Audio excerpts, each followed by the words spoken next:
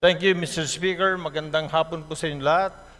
I'd like to find out if the good congressman from ACT Party List would like to answer some of my questions regarding his privileged speech.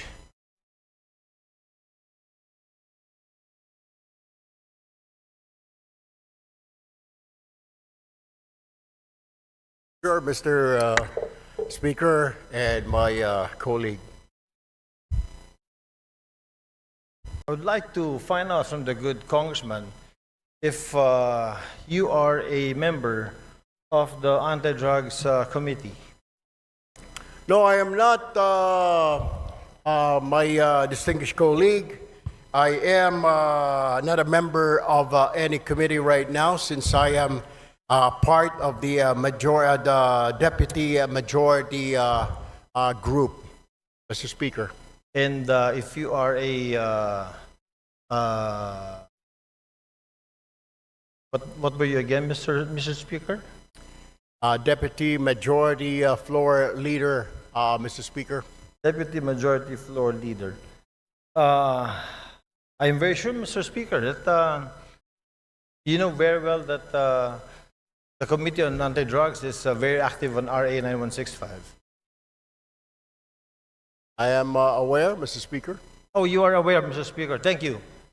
If you're aware, Mr. Speaker, then what was the purpose of the privileged speech? I don't know if my distinguished colleague was present when I was mentioning an amendment on Section 21 of RA 9165, particularly exempting the media from being signatories in drug-related operations, particularly on confiscated items, Mr. Speaker. All right. Thank you, Mr. Speaker. The reason why I wanted to ask the good gentleman is because, you know, RA 9165 was passed already in the last Congress. And during this Congress, it has also been amended. And in Section 21 of RA 9165, I don't know if the good gentleman is aware, the Deputy Majority Floor Leader is aware that Section 21 has been taken up. Can you repeat that, Mr. Speaker? Tagalogin ko po.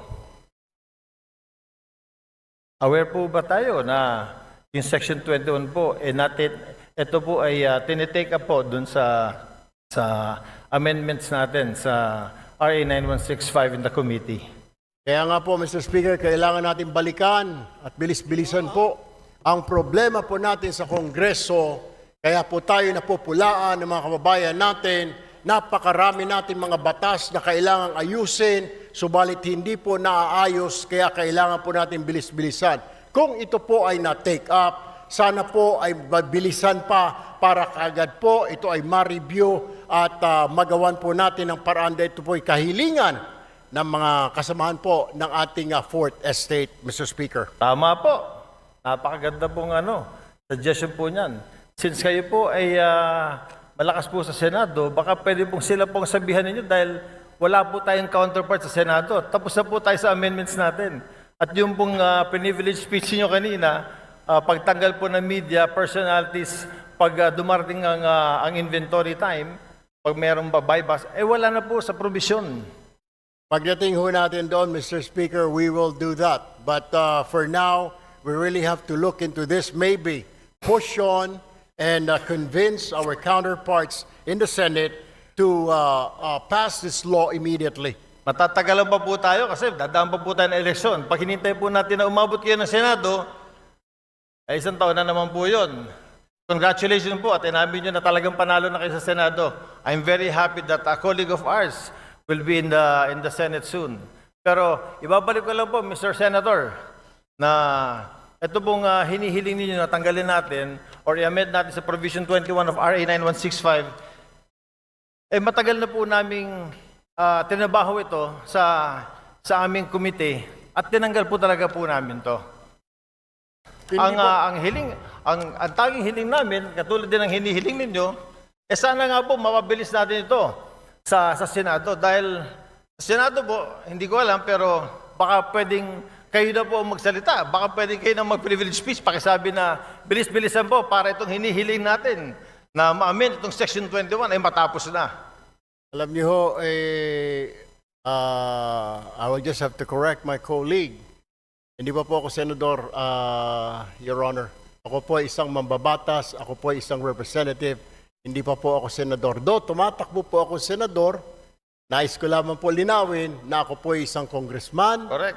Ako po ay member ng ACT-CIS Party List at hindi po ako senador. Baka ang inyo po ibig sabihin, yung aking po nakatatandang kahuya po, siya po yung senador. Pangalawa, kaya ako nga po pinapabilis-bilisan para marinig po tayo sa Senado. Nabilis-bilisan po nila dahil ito po ay hindi pa naman batas. Habang ito hindi pa batas, alahong saysay ang pagre-review, wala hong saysay ang pagtanggal ho natin ng section na yan, Section 21, kung hindi pa naman po ito batas. What I am trying to point out, Mr. Speaker, I guess we have to do something about it. And para marinig ko, kaya ho tayo nagka-privilege speech para marinig po tayo sa Senado. Now, we are waiting for the decision, Mr. Speaker. If I can only do a privilege speech in the Senate, then I will do so. Unfortunately, I'm still here, a member of 19th Congress, Mr. Speaker. Salamat. Salamat, Mr. Congressman. Sinabi ko lang po yung sinabi niyo na gagawin niyo pagdating niyo po sa Senate, inulit ko lang. But Mr. Congressman, we do something about it. We have done something about it. In the committee level, ito pong Section 21 na hinihiling ninyo ay wala na po. Alam niyo ho, Mr. Speaker, ito po ay nasa committee level at tulad po ng sinasabi ko, kaya ko nga po I am pushing for it. Nabilis-bilisan po natin. Marami po tayo mga batas na pending po ngayon. Hindi lang po itong 9165. Marami pong kailangang revisahin, reviewin. Ang kailangan lang po natin ay bilisan po dahil ang taong bayan ay nag-aantay po. At hindi po tayong ika nga ay pwedeng manahimik o kaya mag-relax dahil po nakatingin po sa atin ang ating mga kababayan at gusto po nila na bilisan ang pagpasa, pag-review, whatever, ang ng mga batas po natin, Mr. Speaker.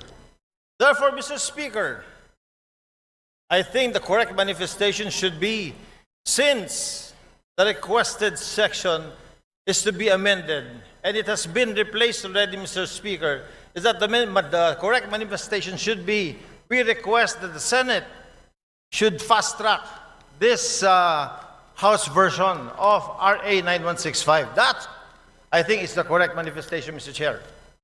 I will take that, Mr. Speaker, but what I am saying is that the reason why I stood up today to remind not only our members here, but also our counterpart in the Senate, because I am sure they're also reviewing what we're doing here and watching us to fast-track.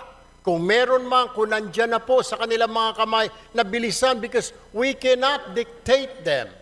We can only suggest, Mr. Speaker. We can only tell them and inform the public that we already did this. Tama po ang ating kasamahan na sinasabi niya pong ni-review na po yan, inalis na po yan, para malaman po ng taong bayan na wala na po yan, wala na sa kamay natin yan po, ay nasa kamay na ng Senado para bilis-bilisan po nila. And that is the purpose of my privileged speech this afternoon, Mr. Speaker, my dear colleague.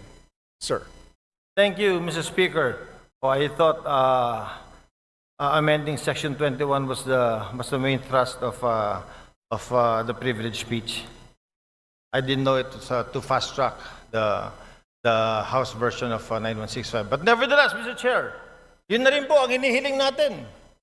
Since yung nire-request po ng colleague natin na tanggalin po sa Section 21, yung pagsama ng media, kapag po nag-iimbentary sa mga bypass, sa mga nahuli na ay wala na po sa committee level. Wala na po, pumasa na po sa atin. Sana po, another privilege speech from our good colleague, will tell the Senate, bilis-bilisan nyo naman kasi binilisan na po namin. I wish I can, we will do that, Mr. Speaker, para makarating po itong ating mensahe sa kanila. Hindi naman natin pwede sila pong utusan, Mr. Speaker, kundi tayo lamang po ay pwede nating sabihin na nag-aantay po tayo. Kung naipasa na po natin dito sa Kongreso, then ang problema po ay nandoon. I guess we'll have to do or I have to make another privileged speech, Mr. Speaker.